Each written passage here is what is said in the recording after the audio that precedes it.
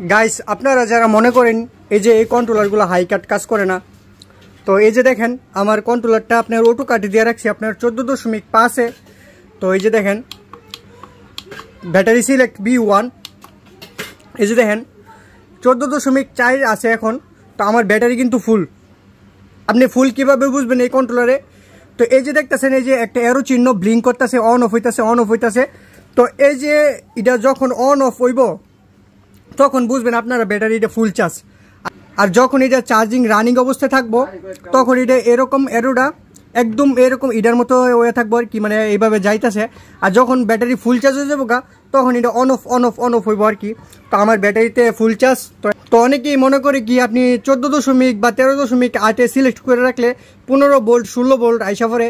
তো গাইস এই যে দেখেন আমার এই যে কন্ট্রোলারটা খুব ভালোভাবে অটো কাট করে আমি বুঝি। তো আগে আমার একটা ওই মিটার ছিল, তো ওই মিটারটা আজকে সকালে কি জন্য জানি নষ্ট হয়ে গেছে গা। তো এই মিটারটা দিলে অবশ্যই দেখাতে পারতাম যে আসলে কতটুকু একুরেট কাজ করে। তো এই যে আমি বুঝি এই যে দেখেন যে আমার প্যানেলটা ফুল চার্জ হয়েছে আর কি।